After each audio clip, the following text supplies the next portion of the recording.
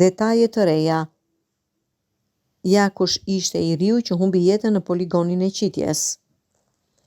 Zbulohet identiteti i personit në rrethana ende të paqarta, ka vrarë veten në ambientet e poligonit të qitjes.